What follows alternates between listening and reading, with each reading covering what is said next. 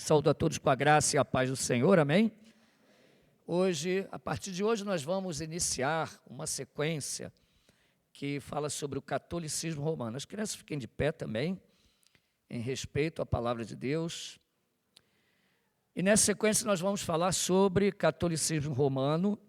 Você que está assistindo através do vídeo no canal ou em áudio através do rádio, como as crianças estão aqui presentes hoje, algumas vezes eu vou me dirigir às crianças, tá bom?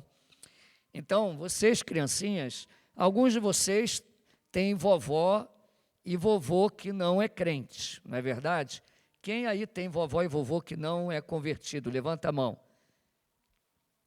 Olha, bastante gente. João, você também?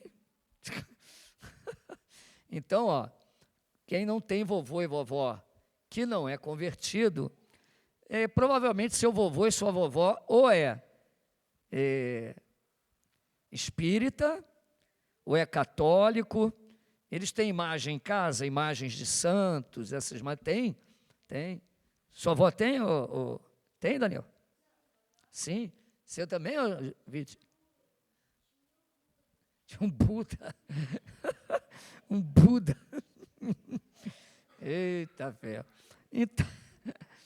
Então, meus irmãos, recentemente a gente tem visto um movimento bem desagradável, né, de alguns reformados que vão se aproximando assim de uma maneira, eu vou dizer assim, estúpida, né, do catolicismo romano.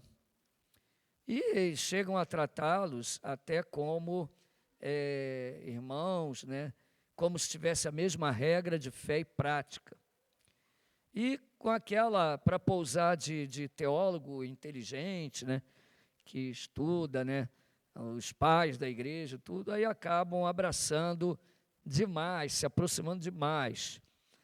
Porém, eu quero hoje trazer à luz o fato de que o catolicismo não é algo para que a gente brinque com ele. É algo muito sério. Tá? Milhares de irmãos foram mortos na época da Inquisição por aqueles que se diziam sacerdotes romanos. Milhares. Tá? Ao longo dos anos, o catolicismo ele tem blasfemado contra a verdade e leva o nome de Cristo, mas de cristão, na verdade, não tem nada, absolutamente nada. E isso é muito perigoso quando a gente começa a namorar com esse tipo de coisa, como se fossem pequenos detalhes que nos afastassem do catolicismo. Mas, na verdade, não é. É um abismo enorme entre o catolicismo e a palavra de Deus. Há uma grande diferença e um grande abismo. Então, você que é filho de pais católicos, né, você que é neto, né, você precisa pregar para os seus pais. Precisa falar a verdade do Evangelho. Porque, senão você não entendeu o Evangelho. Não entendeu que essas pessoas não são salvos e vão acabar indo para o inferno. Então, o nosso assunto a partir desta aula é o catolicismo romano.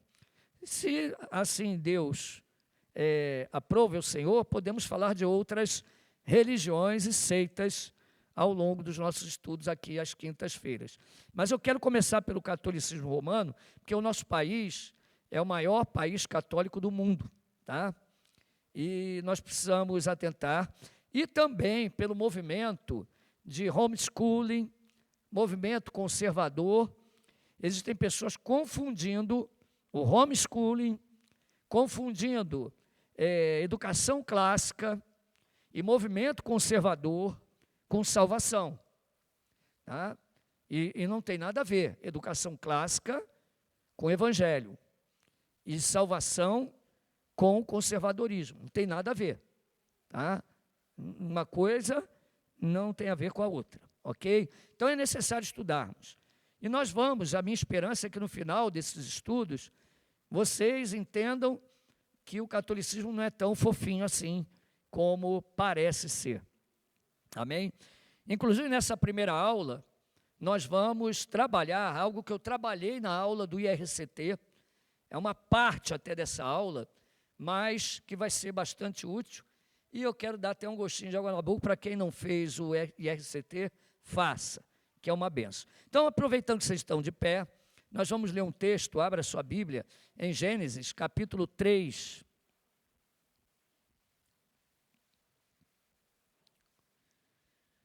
Gênesis, capítulo 3, versículo 15. Gênesis, capítulo 3, versículo 15.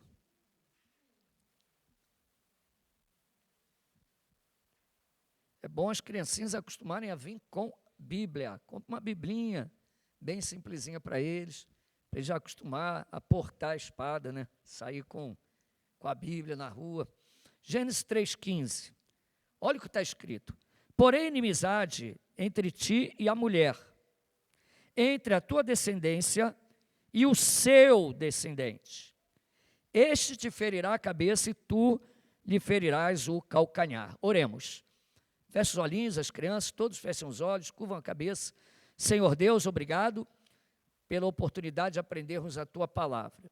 Que o Senhor venha falar profundamente aos nossos corações e nos dê entendimento de todas essas coisas e da origem das religiões nesta noite. Te agradecemos em nome de Jesus. Amém. Os irmãos podem se assentar. O objetivo desta aula é mostrar que todas as religiões têm um ponto em comum e uma origem.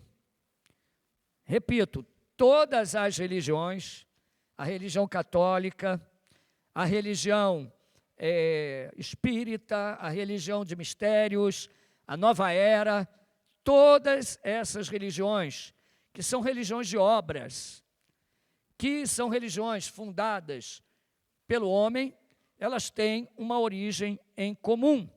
E o catolicismo não é diferente disso. Com um agravante, o catolicismo, por incrível que pareça, está num estado mais grave ainda, vamos assim dizer, na UTI, porque tem o nome de cristão. E está impregnado da religião mística e dos rituais da Babilônia. Então, quando nós olhamos para o catolicismo, nós devemos retroceder, primeiramente, e entender sobre a origem das religiões. E eu quero levar vocês até o Éden. Eu coloquei ali a imagem, né, do estudo, a nossa matéria Catolicismo Romano. Temos ali a imagem de um papa, né, beijando a imagem, carregando, né, que nem um bonequinho, né, ali na mão. Mas aquele gesto ali tem uma força simbólica muito grande. É o ápice da idolatria, aquilo ali. Tá? Então, nós vamos até a origem e vou convidar vocês a ir comigo lá no Éden, na queda do homem. Deus, ele criou o homem sem pecado. O homem foi criado para adorar a Deus e glorificar o Senhor. Então, a criação, Deus cria o homem, a sua imagem, a imagem de Deus os criou, macho e fêmea os criou. O homem foi criado para a glória de Deus, para glorificar a Deus e compartilhar de comunhão com o Criador. Então, o homem, ele deveria espalhar a imagem de Deus na terra e espelhar a imagem de Deus na terra. O ser humano, a imagem de Deus, tinha como obrigação glorificar o seu Criador.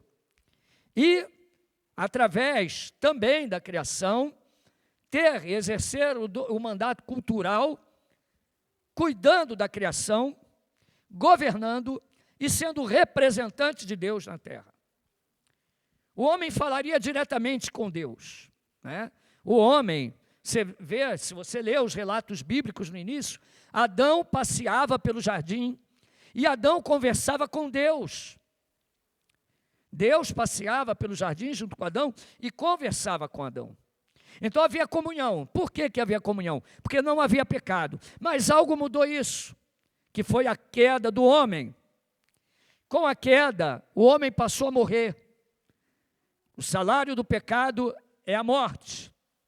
E esta comunhão natural que havia entre o Criador e a criatura, ela foi, vamos assim dizer, danificada seriamente. O homem passou a ser morto espiritualmente. O pecado causa separação entre o homem e Deus. E assim que o homem peca e percebe o seu estado, repare o que ele faz. Em Gênesis 3:7, após desobedecer a Deus, abriram-se então os olhos de ambos e perceberam que estavam nus. Coseram folhas de figueira e fizeram cintas para si. Nós vemos aqui o embrião de uma religiosidade, vamos assim dizer. Uma forma deturpada de tentar dar cabo e resolver o problema da sua desobediência, da sua nudez e do seu pecado. Então, o que Adão está fazendo aqui? Ele e sua esposa, eles estão com a sua própria força, com a sua própria mente, inventando uma forma de esconder-se de Deus, de tapar a sua nudez, de tapar o seu pecado. Então, vamos assim dizer que aqui já está havendo uma distorção. O homem tentando solucionar o problema da sua vergonha por si próprio, que é a essência de toda a religião de obras. Os homens, se você pegar todas as religiões que existem no mundo, você vai ver que só existem, na verdade, duas vertentes: religião de obras ou a graça de Deus. Existem crentes que, mesmo sendo crentes, confundem isso e vivem num sistema meritório até hoje. Os judeus tentaram se salvar, tentando obedecer à lei, mas foi fútil, porque toda a tentativa do ser humano de salvar a si próprio vai resultar em fracasso. Então, logo em seguida, Deus, ele mostra como se deve aproximar dele. E diz aqui em Gênesis 3:21, fez o Senhor Deus vestimenta de peles para Adão e sua mulher e os vestiu. Em contraste com o que Adão fez, Deus providencia um meio de cobrir a sua nudez, tá? Cobrir, que era um anúncio de como deveria ser a salvação. Porque para arrancar a pele do animal e cobrir Adão, qual era o recado que Deus estava dando? Sem derramamento de sangue, não há remissão de pecados. Ok? Até aqui, vocês estão entendendo? Sim? Então, de novo, o homem peca, tenta se esconder, ele faz uma coisa ridícula lá, uma roupinha de folha, Deus vai lá, arranca aquele treco e faz uma roupa de pele de animal, mostrando, olha, tem que alguém morrer, o inocente tem que morrer, o animal ali, que era o inocente, teria que morrer, derramar sangue, para que Adão tivesse coberto diante de Deus. Tá? Então, a partir de aí, desse episódio, foi dado o recado que era necessário a morte de um inocente para que o homem pudesse buscar a Deus. Então, aqui você já vê uma fronteira e uma separação entre dois sistemas de religião. Então, Estevão, a religião falsa, que procura se salvar, e a religião que confia em Deus, é a graça. Não é o que o homem pode fazer, mas o que Deus fez por nós, Daniel. É o que Deus fez por nós, Vitinho, Miguel, Valentina, Lorenzo, João, Caleb. Deus fez algo por você. A única forma do homem se salvar é através do sangue derramado para a remissão dos pecados. Esse foi o recado dado a Adão.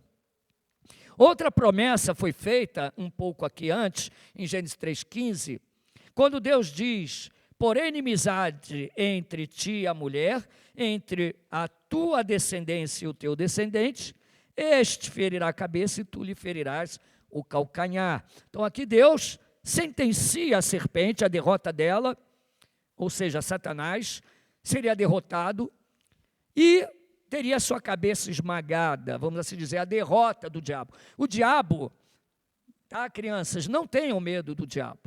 Tá? Nós devemos temer a Deus, porque Deus, tá, ele já decretou a derrota de Satanás, desde lá do início, desde a criação. Então, viria um que seria a semente da mulher, que esmagaria a cabeça de Satanás. E esse alguém seria ferido, tu lhe ferirás o calcanhar, mas seria derrotado. Seria a semente da mulher. Por quê? Porque deveria ser um homem. Porque o problema do pecado foi por parte do homem. Então, não poderia ser um anjo para nos salvar. Teria que ser um homem, um representante da raça humana. Toda a raça humana estava em Adão. Então, teria que ser alguém que nos representasse, que fizesse uma nova aliança, que derramasse o sangue por nós. Então, a semente da mulher, essa pessoa, iria nascer um dia. Então, vamos juntar aqui as coisas que a gente está falando. Vamos lá. Deus diz que viria a semente da mulher, um homem que nos salvaria. Que para o homem se aproximar dele e ter coberto os seus pecados, a sua vergonha, deveria ser derramado o sangue. E que toda tentativa humana fora do que Deus planejou é fútil. E aqui eu abro um parênteses. Às vezes a gente fala, eu posso adorar a Deus de qualquer jeito. O que vale é a intenção, a boa intenção. Não. Já existe um ditado, irmão Wendy, de boa intenção o inferno está cheio. Lembra de Uzá e Aiô? Cheio de boa intenção, a arca ia cair no chão, meteram a mão na arca e foram fulminados. Não é chegar na igreja, eu faço como eu quero, do jeito que eu quero, não é assim. E é o que nós estamos vendo hoje ao nosso redor. E eles dizem assim, olha, os fins justificam os meios. E isso não vale para o evangelho. Tá? Em outras palavras, posso fazer qualquer coisa para encher a igreja, salvar a alma. Não, não é bem assim. Não é bem assim. Então, Deus tem a forma e Ele determinou como você se aproxima dele, é graça. Quem providenciou o animal? Deus. Quem derramou o sangue? Deus. Quem se aproximou de Adão? Deus. Isso aí, ó, Deus já está traçando como é a salvação. É Deus que vai até o homem, é Deus que salva, é Deus que busca, é Deus que derrama o sangue, é Deus que providencia o sacrifício. E é Ele que cobre o homem. Tudo bem? Agora vamos pensar um pouco aqui no que o adversário deve ter imaginado aqui. Satanás, ele sabe o futuro? O diabo sabe o futuro? Não. Irmãos, eu já vi crente assim, olha, fala baixo, não fala alto não, senão o inimigo vai escutar. Irmão, pelo amor de Deus, né? Nada pode impedir o agir de Deus, tá? Deus é todo poderoso, Ele é soberano. Quando a gente diz que Deus é todo poderoso, tá? Que belezinha eles prestando atenção, ó. Quando a gente diz que Deus é todo poderoso, é que todo poder vem dEle. Ninguém pode ter poder algum se Deus não der esse poder à pessoa. O poder é intrínseco e emana de Deus, ele vem de Deus. O poder está em Deus, somente em Deus. Tá bom, Miguel? Tá bom? Vitinho? Caleb? Amém? Então, Deus é poderoso. Tá bom? Agora, veja bem. Satanás, então já tem duas, ele não sabe o amanhã. Ele sabia quem seria o homem que viria ao mundo? Sabia? Não. Ele não tem como adivinhar, ele não sabe o amanhã, ele não é todo-poderoso, ele não é onisciente, ele não é onipresente. Então, Satanás não sabe. Mas o que ele sabia? Que viria um homem, semente da mulher, um homem, que esmagaria a cabeça dele. Segundo, ele sabia o quê? Que haveria um sacrifício de um inocente. Então, o que eu quero que você entenda é que desde o princípio, Satanás vai querer distorcer toda a forma de culto. Ok? Ele vai querer distorcer. Depois do pecado, o que aconteceu? Veio o primeiro homicídio. Quem matou quem? Caim matou Abel. Aí começa a maldade a espalhar no mundo. Gente, crianças, a maldade era tão grande no mundo, tão grande, que os seres humanos só sabiam pecar. Joãozinho, todo mundo só vivia pecando. As pessoas eram muito ruins. Eles matavam, eles traíam, eles enganavam, eles mentiam. Eles só sabiam fazer isso. E o mundo foi piorando, piorando. E aí um dia Deus olhou lá do céu e falou assim: olha, a maldade do homem já passou do limite. E eu vou destruir a humanidade com o dilúvio. E, gente, o dilúvio foi terrível. Vocês já viram aqueles desenhinhos, né? Do ursinho dentro da arca, aqueles bichinhos fofinhos, né? No dilúvio. Não foi nada bonito o dilúvio. Eu acho que nós temos que mostrar a essas crianças a realidade. Não foi algo fofinho o dilúvio. Eram pessoas gritando, desesperadas, morrendo afogada. Não tinha mais onde se segurar. A terra inteira encheu de água. E mergulhou em trevas. Era água que brotava do solo, caía de cima. Era o mar que invadia. Uma cena horrível, terrível. E Deus destruiu o mundo com o dilúvio. Porém, Deus, mais uma vez, teve graça, teve misericórdia, e Ele resolveu chamar um homem. Novamente, quem chama? Deus. Quem escolhe? Deus. Quem elege? Deus. Por quê? Noé era bonzinho? Não, Noé não era bonzinho. Mas ele creu em Deus. A Bíblia diz que ele achou graça. Ele achou graça. Tá? Então, crianças, é a graça de Deus. Deus salva a gente não porque a gente merece. Tá? E Noé achou graça. E Deus manda Noé construir uma arca, porque ele ia mandar um dilúvio sobre a terra. Mas sabe quantos anos levou para chover? Sabe? Quem acha? Alguma criança aí, quantos anos você acha que levou para começar o dilúvio? Hein? Vai lá, fala. Quanto vocês acham? Estevão está quase falando. 10 anos, Daniel? Não. Vamos lá. Quanto? 15? Não. Levou 100 anos. Agora você imagina, Noé, qual era a diferença de Noé? É que ele creu, ele confiou em Deus. E nunca tinha chovido.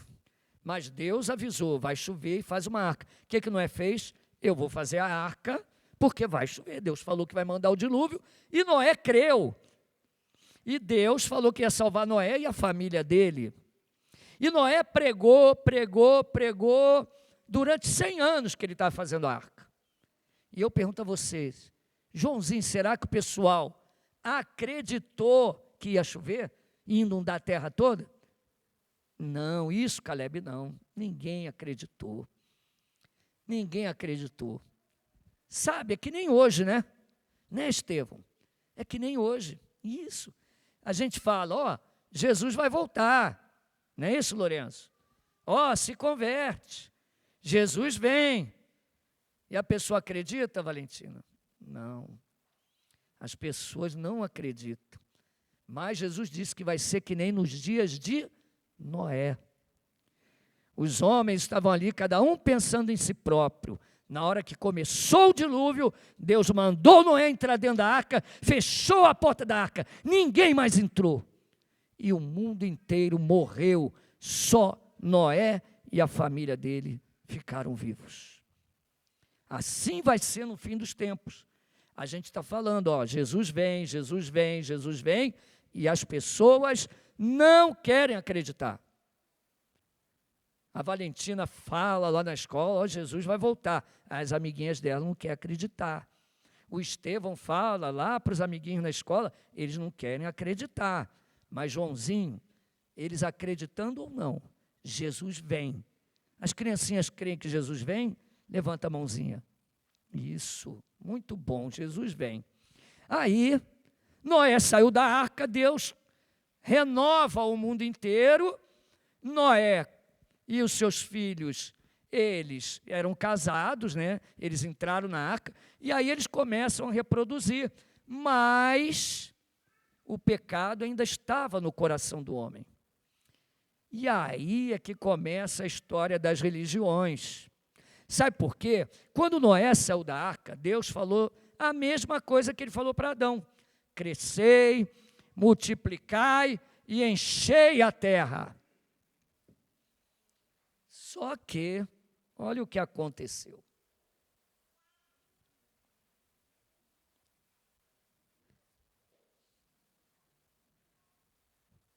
Os homens foram caminhando até um lugar que é hoje a Babilônia, que corresponde ao país chamado Iraque, é o Iraque hoje. E eles foram andando até lá.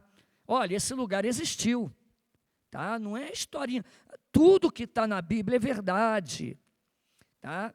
Tudo que está na Bíblia é verdade. Pode apagar a luz ali, por favor?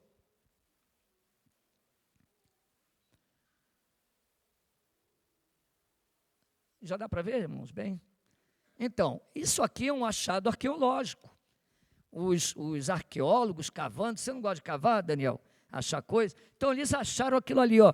É um leão que simboliza o Império da Babilônia, o Império Babilônico, tá?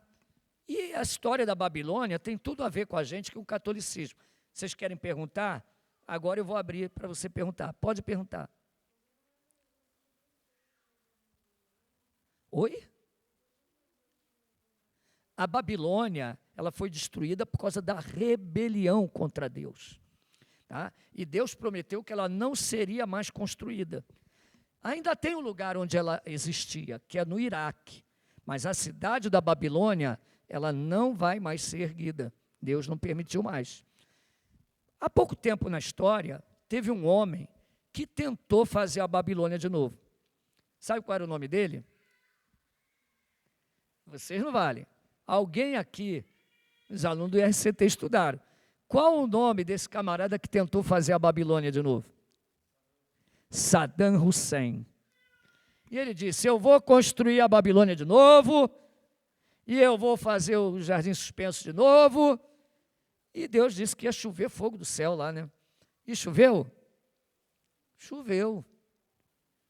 Tá? Vocês que têm mais de 30 anos devem lembrar quando George Bush mandou bombardear o Iraque.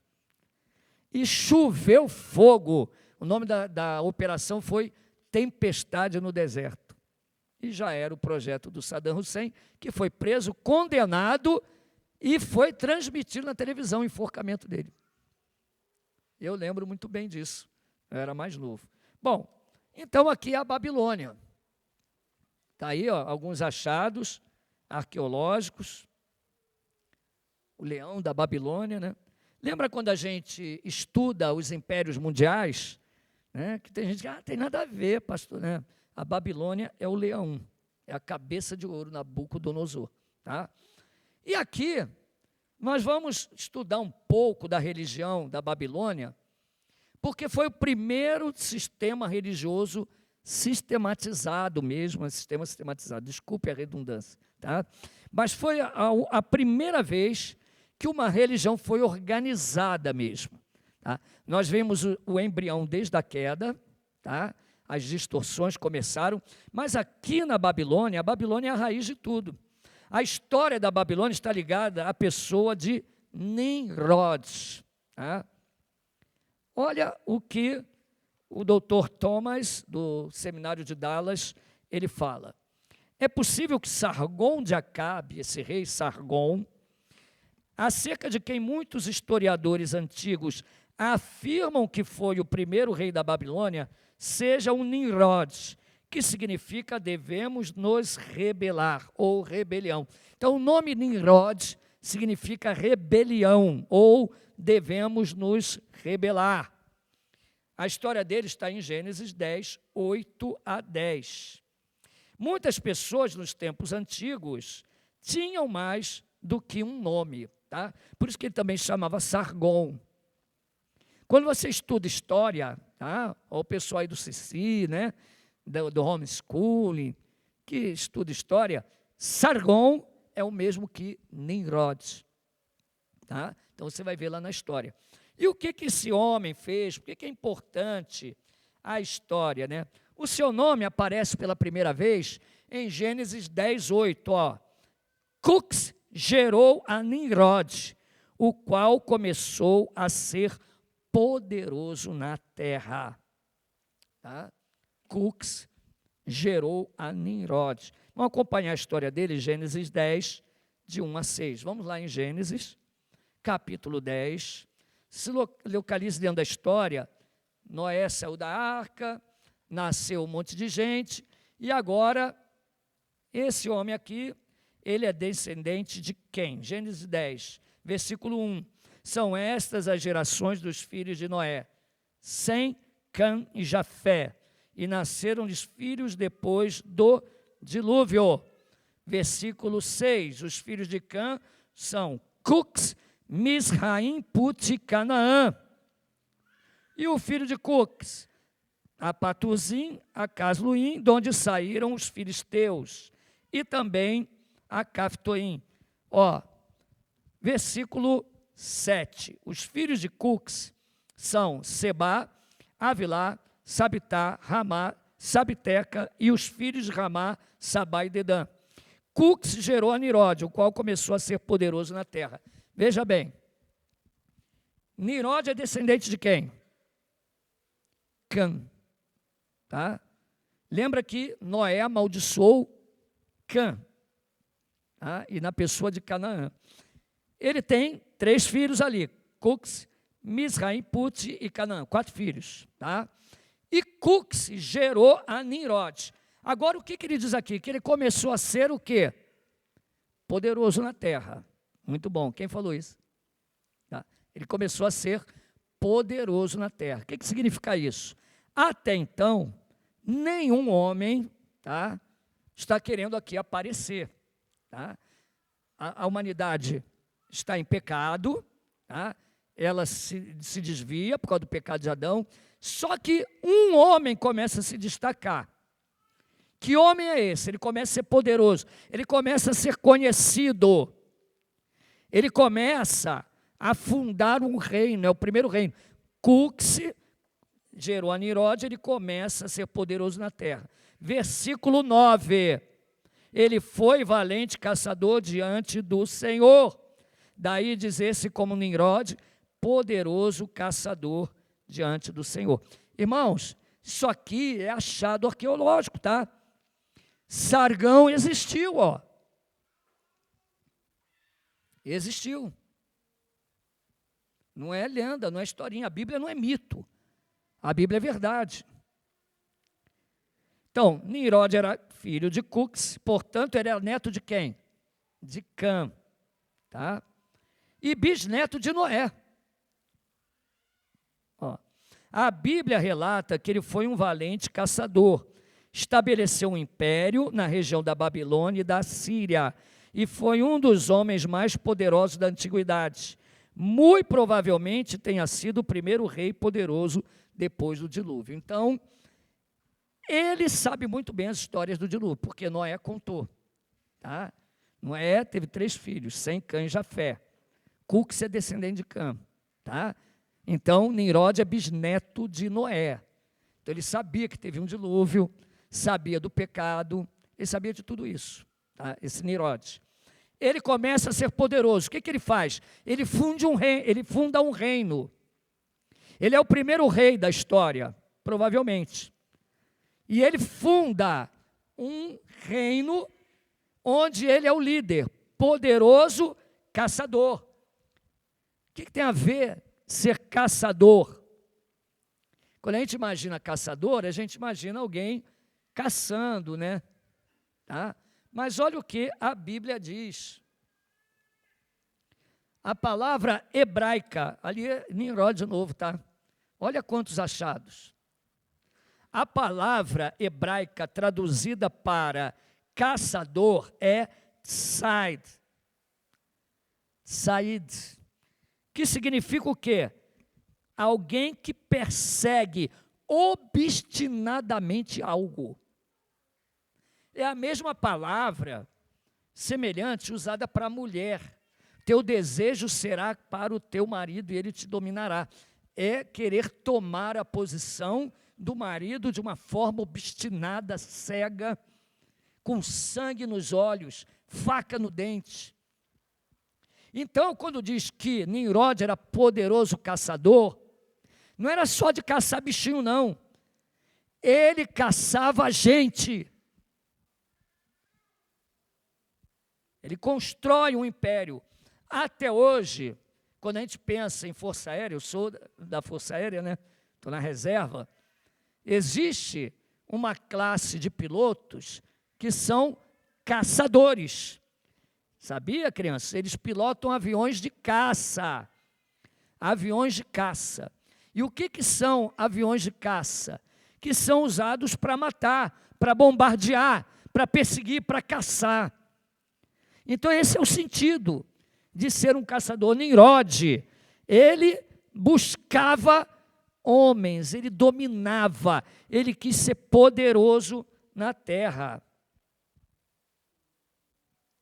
Este homem decidiu fundar um reino em desobediência à ordem dada pelo Senhor em Gênesis 9:7. Mas sede fecundo, multiplicai-vos, povoai a terra e multiplicai-vos. Então, o que ele está fazendo ali, Nimrod? Deus manda o homem multiplicar. Deus manda o homem espalhar. Deus manda o homem encher a terra. Não foi isso? Sim ou não? Sim. E o que Nimrod faz? Não. Nós vamos ficar aqui. Eu vou fundar um reino. Eu vou fundar um império. Não tem nada desse Deus aí querer mandar na gente. Eu vou fundar um império, eu vou ficar aqui. Então, Nimrod, ele é um homem obstinado. Tá? Vejamos o que um dos talmudes antigos fala. É um talmude babilônico, tradição da Babilônia, que foi achado, tá? Aquilo ali é achado. Diz assim, ó, então, por que foi ele chamado Nimrod? Porque incitou todo mundo a se rebelar contra a sua soberania, contra a soberania de Deus. Então ele queria ser o soberano. Então Nimrod foi o nome, o apelido que foi dado a ele por rebelião, ok? Então ele vai se rebelar contra Deus, ele quer formar um império. Agora, por que ele quer fazer então uma torre que atinge o céu? Vamos raciocinar. O que teve recentemente? Um dilúvio, encheu a terra, matou todo mundo. Aí Deus diz, ó, multiplique-se. Aí ele diz, negativo, vou fazer um império. E aí ele constrói uma torre, por quê? O que ele está querendo? Fugir do dilúvio. Aí vai que enche, mas a torre vai chegar lá no céu. Esse era um dos objetivos. Segundo objetivo, estabelecer o seu próprio culto. A Babilônia tem tudo a ver como portal do céu. Ou seja, subir e ali instituir o seu culto no mais alto ponto. Ele está fazendo um culto. Então aqui ele está plantando o seu sistema religioso. Olha o que Flávio Joséfo, historiador, que escreveu a História dos Hebreus, olha o que ele escreve sobre Nimrod. Tá? Você já ouviu falar em Flávio Josefo? Ele foi um general judeu, capturado pelos romanos, mas adotado, né, pela família, adotado no bom sentido, né, por ele ter muito conhecimento, a família imperial leva ele e ele escreve sobre os acontecimentos que houve na antiga Jerusalém e tudo mais. E Flávio Josefo, ele escreve o seguinte: Nimrod, neto de Cão, um dos filhos de Noé, foi quem os levou a desprezar a Deus desta maneira. Ao mesmo tempo, valente e corajoso, ele os persuadiu de que deveriam unicamente ao seu valor e não a Deus toda a sua boa fortuna. E como ele aspirava ao governo e queria levá-los a escolhê-lo como seu chefe e deixar Deus, ofereceu-se para protegê-los contra ele, se ele ameaçasse a terra com outro dilúvio, construindo uma torre para este fim, tão alto que não somente as águas não poderiam chegar-lhe ao cimo, mas que ainda ele vingaria a morte de seus antepassados. Então você vê o que Nimrod faz. E o povo insensato deixou-se dominar por esta estulta persuasão de que lhe seria vergonhoso ceder a Deus e começou a trabalhar nessa obra com ardor incrível. Deus, irado com essa loucura, não quis, no entanto, exterminá-los, como havia feito aos seus predecessores, cujo exemplo, porém, lhes havia sido de todo inútil.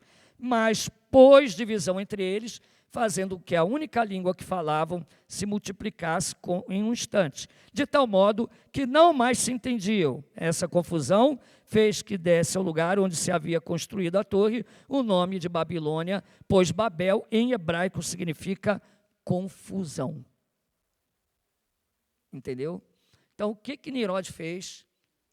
Qual foi o primeiro homem a tentar unir todos na adoração a si próprio, a fundar um reino, criar um governo global? A gente fala muito de globalismo. Quem foi o primeiro homem a querer fazer um governo global? Nimrod. Nimrod. Ele foi rebelde. E ele institui também o primeiro culto. A torre era o símbolo do poder e afronta a Deus, tá? Isso é uma pintura, mas ela é baseada em achados, tá bom? Seria usada como uma forma de adoração, pois em seu topo adorava-se os astros. Todas as torres que eles acharam no Antigo Oriente, tá? No topo tem figuras do zodíaco. Quais são as figuras dos zodíacos? Capricórnio, né? Câncer, Gêmeos, Áries, está lá nessas torres. A adoração aos astros, ao zodíaco. É um culto místico. Era o culto a Nimrod, ele era considerado Deus, né? E o culto, a religião que ele formou, uma religião pagã, com adoração aos astros. Como é que a gente sabe? Através desses achados aqui, ó. Por exemplo, esse zigurate é de Ur dos caldeus. Tá? Então, lá em cima, no topo, a torre era mais ou menos assim, ó. Ela ia subindo em andares. A torre construída por Nimrod supostamente os manteria unidos. Com a grande estrutura da torre, conhecida como Babel, Nimrod também ficou conhecido como príncipe dos céus. Então, quando ele começa a torre, ele adquire o título, ele pede para si mesmo o título de príncipe do céu. Olha que absurdo, ele está afrontando a Deus. Será que Deus vai deixar isso? Não. Todo mundo que zomba de Deus, Deus não permite. E aí o que Deus faz? Confunde as línguas. Sabe de onde vem tantas nações e línguas diferentes? Sabe, Lourenço? Da onde vieram as línguas diferentes? Por que tem espanhol, tem inglês, tem hebraico, tem português? Por causa da Torre de Babel. Deus confundiu as línguas todas. E eles foram espalhados. Acabou com a gracinha de Nimrod. Esse documento aí, na verdade uma pedra, é a estela de Ur-Namun. Sugere a construção de uma torre, que é um templo zigurate. o rei é visto carregando um cesto, ajudando o povo, também no topo, adorando o deus Lua. Quase 30 zigurates foram descobertos na Mesopotâmia por arqueólogos. Então, isso aí era comum. E aí o que eles faziam? Adoravam os ídolos. Repare, até então havia distorção de como se aproximar de Deus. Mas o que você está vendo aqui na Babilônia? Eles estão fundando um sistema religioso. É um sistema religioso sistematizado. Como oferecer sacrifícios, a quem adorar, ao zodíaco. Então, isso tudo aí é a origem da idolatria toda. Esse sítio aí, que eu mostramos antes, é Nimrud. Ele é um sítio arqueológico localizado em torno da cidade assíria de Calá, na Mesopotâmia. Está lá em Gênesis 10, 12. Foi achado isso aí.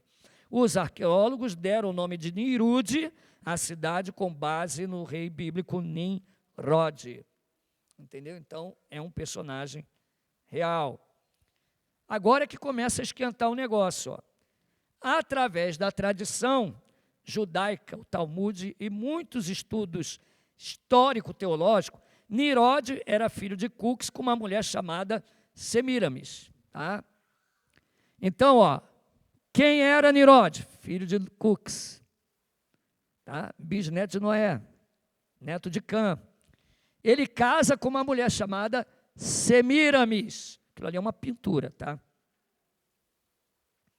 Após ter conseguido todo o seu poder, Nimrod, veja bem, antes de Deus confundir as línguas e acabar com Nimrod, tá? Então, enquanto ele estava ali no auge, ele faz duas abominações. Ele se auto-intitula Deus Sol e casa com a própria mãe. Olha que abominação, que aberração. Então, Semiramis é intitulada Deusa Lua. Veja bem, Nimrod é o Deus, ele dá o título a ele mesmo de Deus Sol. Ah, olha que tolice. E ela seria a Deus Lua. Aqui, outro achado arqueológico, tá? Semiramis. Da união entre Nimrod e Semiramis nasce Tamuz. Tamuz é o filho de Nimrod e Semiramis. E de acordo com as histórias lá da Babilônia, aqui está o início do ensino religioso da Babilônia. Era a adoração à deusa mãe, ao deus Nimrod e a Tamuz.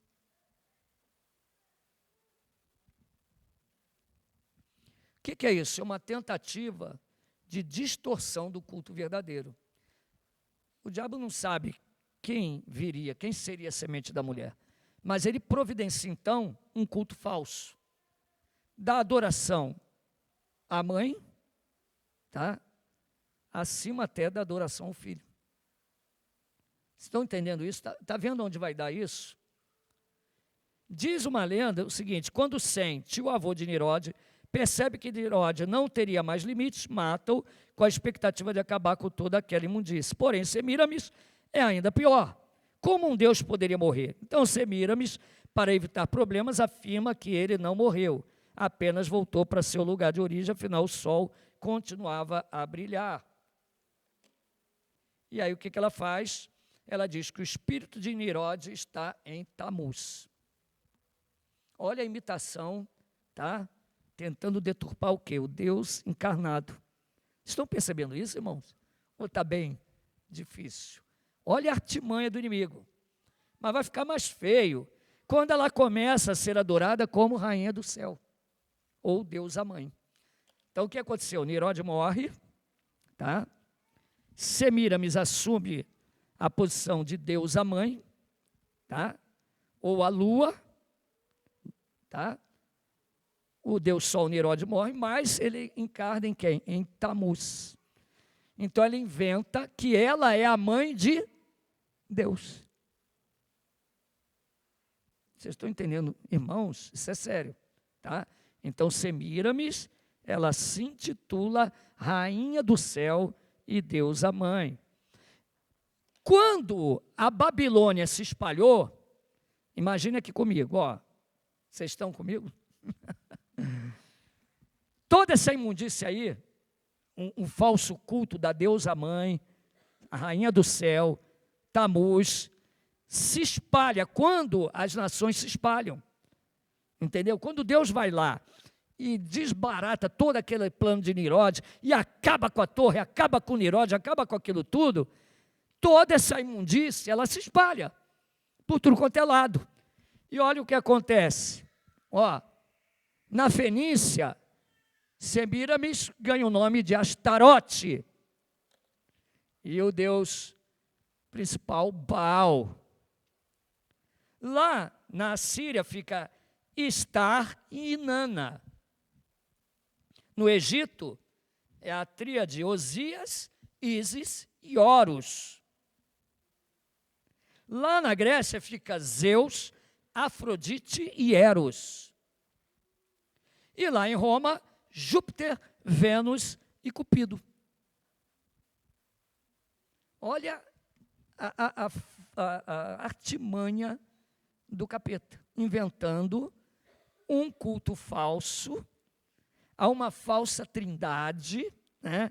O 666 já é antigo, né? A falsa trindade, né? O falso culto, a falsa adoração, a falsa forma de pensar, de chegar a Deus. Então, repare, isso aí já é velho. E aí, será que isso aí é verdade, pastor? Vamos ver o que a arqueologia achou? Tchan! Olha lá. Semíramis com Tamuz no colinho. Ó, Ísis, Horus e Osíris. E o Sol, né? Que ele é o Deus Sol, né? Repare ali o Sol, tá? Ó, o Cupido.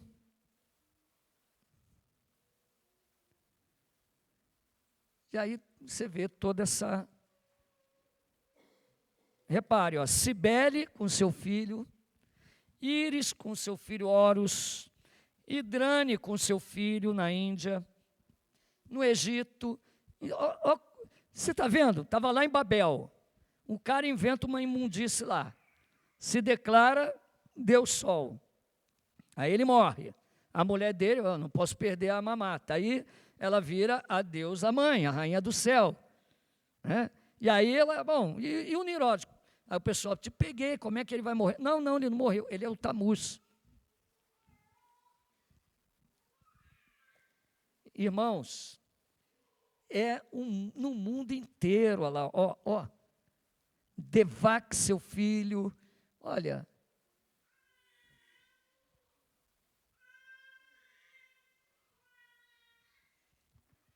Está no mundo inteiro isso.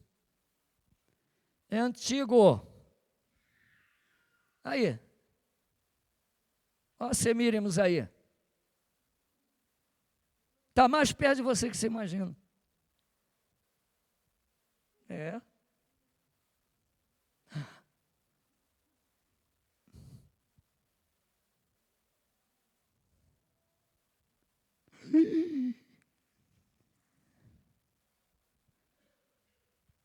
Será que está no seu bolso?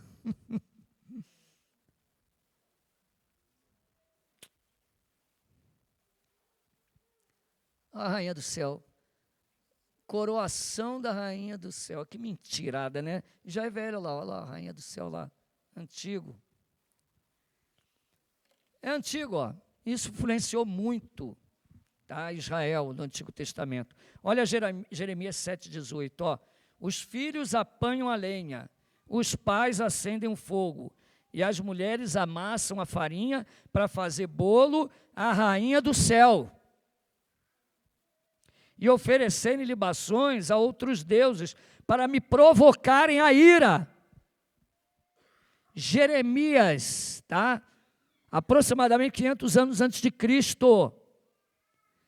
Deus usa o profeta Jeremias para condenar a adoração, a idolatria à rainha do céu. E aí tem gente que acha que é simples o catolicismo. Dá para dar uma namoradinha com eles já. Ó, vamos fazer um culto ecumênico. O padre vai vir aqui, vai pregar, e eu vou lá pregar. Irmãos, o catolicismo está impregnado de rituais babilônicos. Tá? Quando o padre pega o disco solar e ele levanta, isso é um ritual. Aquilo ali não é o corpo de Cristo, coisa nenhuma. A hóstia é a representação do sol.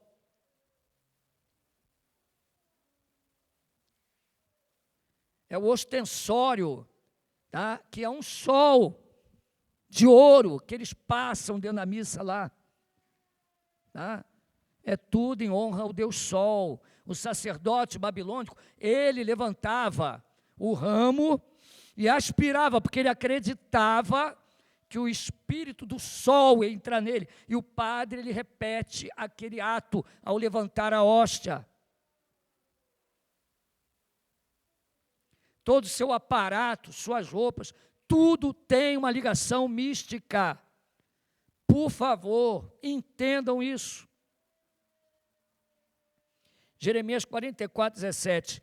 Antes, os rebeldes, ó, Deus repreende o povo, para com esse negócio de rainha do céu. E olha a resposta de Israel. Antes, certamente, toda palavra que saiu da nossa boca, isto é, queimaremos incenso à rainha dos céus e lhe ofereceremos libações como nós, nossos pais, nossos reis, nossos príncipes temos feito nas cidades de Judá e nas ruas de Jerusalém, tínhamos fartura de pão, prosperávamos e não víamos mal algum. Olha,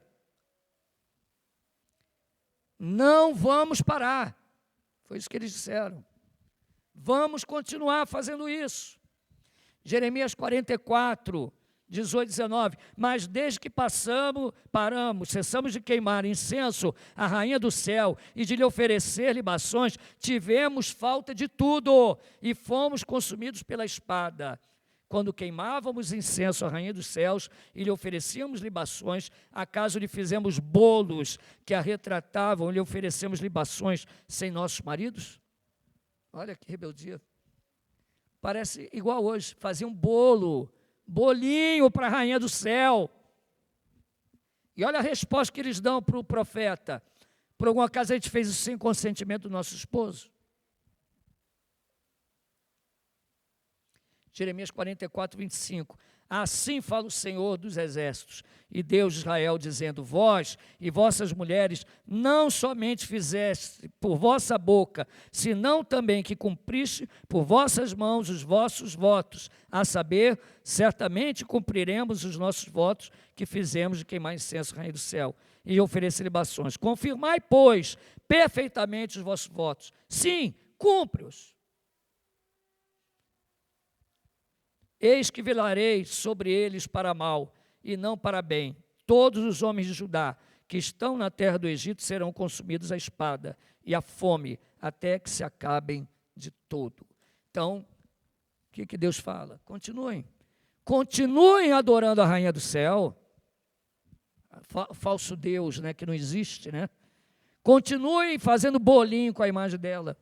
Continuem. Eis que eu velarei sobre vocês para mal e não para o bem. Os irmãos estão entendendo isso? E Tamuz? Tamuz eu acho que é mais recente. Não, olha o que aconteceu com Israel. Ezequiel 8,14, ó. Levou-me à entrada da porta da casa do Senhor, que estava do lado norte, e eis que estavam ali mulheres assentadas, chorando a Tamuz. Elas estavam adorando Tamuz dentro do templo. Alguém já viu católicos com um cordãozinho, tá? Que não é uma cruz, está faltando alguma coisa na cruz, é um T. Já viram essa? Né? Essa letra é o T de Tamuz. Tamuz. Então, esse contexto, juntamente com o contexto egípcio, né, onde Israel ficou muitos anos lá 400 anos, levou o Senhor a contar toda a história para o povo de Israel e para nós também, a fim de que saibamos a verdade e não sejamos enganados. Depois de 400 anos no Egito, sofrendo a influência de vários deuses, Deus vai e fere todos os deuses do Egito. Fere o deus Rã, o deus Sol, o deus das trevas, ele fere o deus Nilo, ele fere todos os deuses e divindades e liberta o povo do Egito com mãos fortes e poderosas. E no Êxodo, Deus se revela a Israel, e ele diz: eu sou o Senhor, vosso Deus, que os tirei da terra do Egito, não tereis outros deuses diante de mim. E Deus se revela a Israel como Deus criador, o Deus que fez todas as coisas, o Deus digno de adoração, o Deus anunciado desde o Éden, o Deus que reivindica para si a santidade, o Deus que separa para si um povo eleito, zeloso e de boas obras, um Deus que chama o homem para que espalhe a sua glória pela terra, um Deus que conta a história, a sua história ao seu povo, é a história que está sendo contada para essas crianças. Só existe um Deus, tá? Joãozinho, Daniel, só existe um Deus. Miguel, só existe um Deus, tá? Maria, as imagens não são dignos de adoração, não passam de bonecos sem vida, bonecos de gesso, de madeira e de pedra. E assim como Deus puniu Israel quando se afastou dele, assim como Deus puniu Nimrode e todos os feitos lá na Babilônia, Deus exige ao seu povo que se aparte da idolatria, que seja um povo santo e adore somente a Ele, o Senhor. Deus contou a sua história a Israel, Deus se revelou a Israel, não há ninguém semelhante a Ele. E Deus, Ele se revela a nós. A origem das religiões, ela tem tudo a ver com o nosso estudo hoje. Por favor, pode passar, não está funcionando aqui.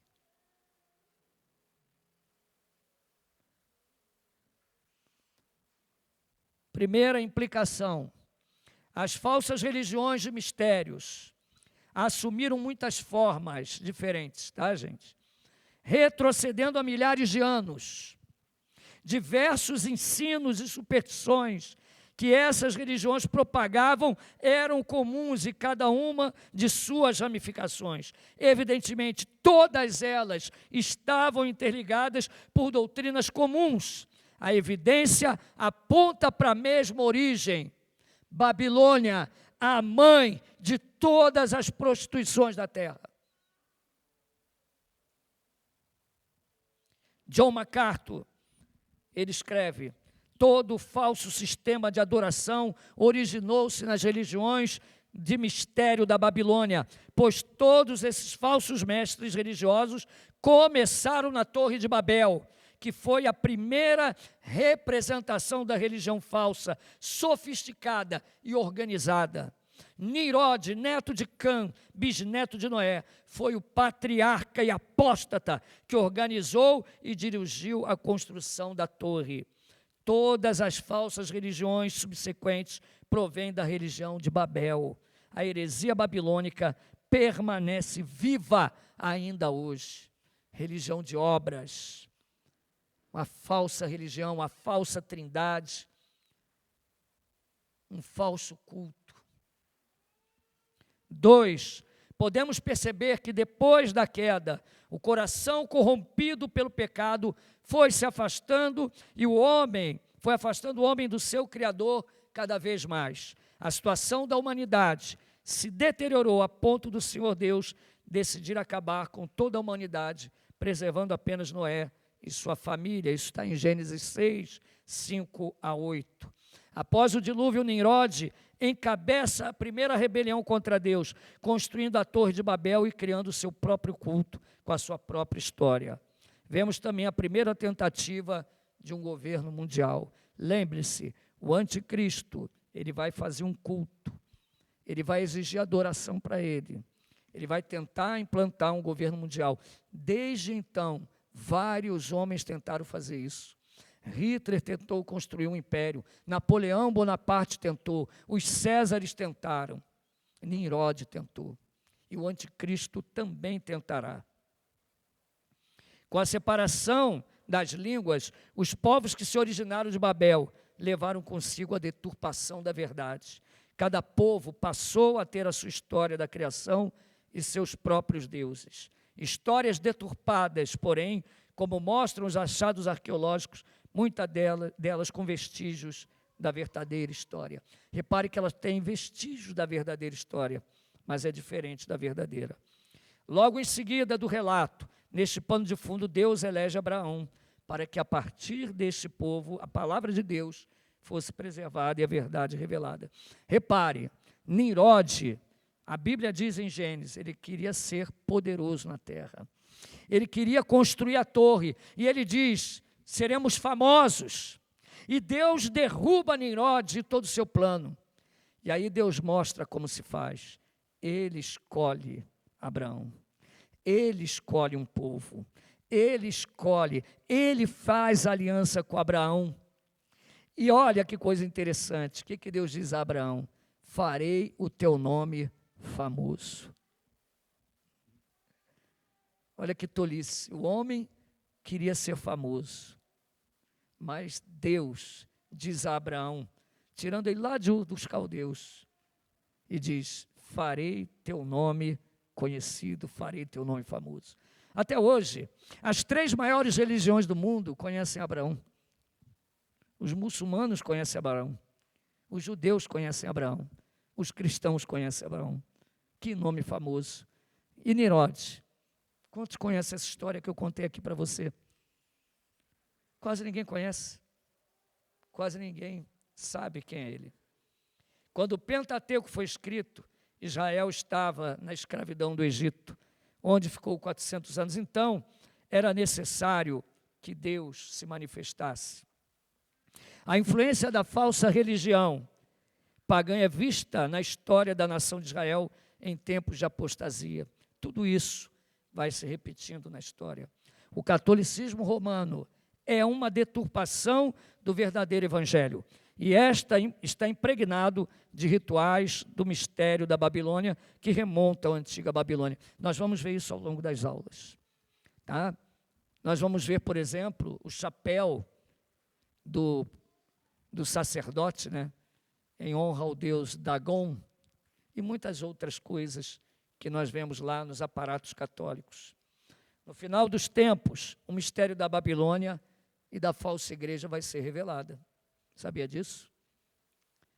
Quando chegamos em Apocalipse 17, de 1 a 5, veio um dos 7 anjos, com esse texto eu vou encerrar, veio um dos 7 anjos que tem as 7 taças e falou comigo, dizendo, vem, mostrar-te-ei o julgamento da grande meretriz, que se acha sentada sobre muitas águas, com quem se prostituíram os reis da terra, e com o vinho da sua devassidão, foi que se embebedaram e os que habitam na terra.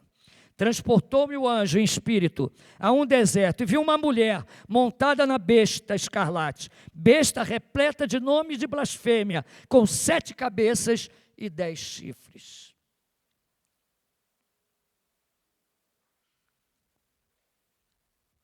Achava-se a mulher vestida de púrpura e de escarlata, adornada de ouro e pedras preciosas, e de pérolas, tendo na mão um cálice de ouro transbordante de abominações, e com as imundícias da sua prostituição. Na sua fonte achava-se escrito um nome, Mistério, Babilônia, a grande, a mãe das meretrizes e das abominações da terra. A falsa igreja, que você vê lá em Apocalipse assentada sobre as colinas em Roma. Esse é o significado das 7 colinas.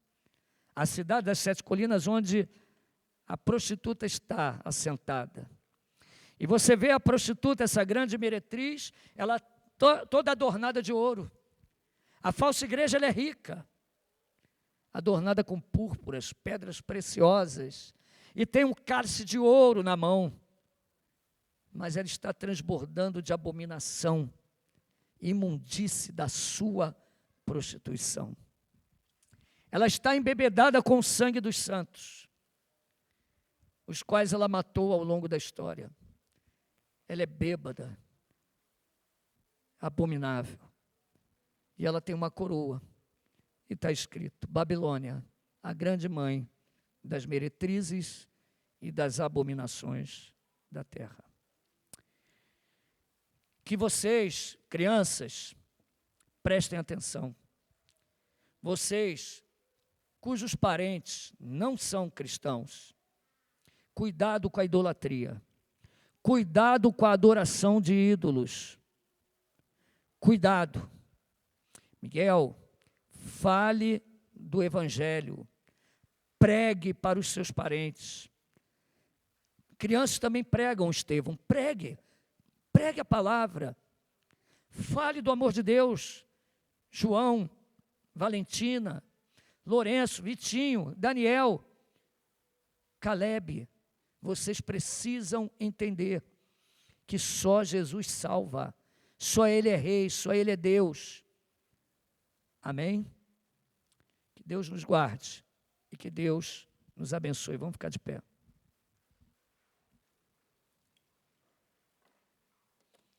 Alguma dúvida? Eu vou abrir aqui para vocês fazerem perguntas. Participem. Vamos lá. Pode perguntar. Ficou bem claro? Como que se espalhou toda a abominação, veio de um lugar só, separação das nações, levou toda a idolatria para tudo quanto é canto. E aí foi tomando formas diferentes, com nomes diferentes, mas a essência é a mesma. O falso culto, a falsa trindade, falsas divindades. E aí deu no que você conhece, centenas de religiões, dezenas, muitas, com vestígios ali da verdade, algumas, mas a essência é a mesma. Tudo vem de lá, da Babilônia.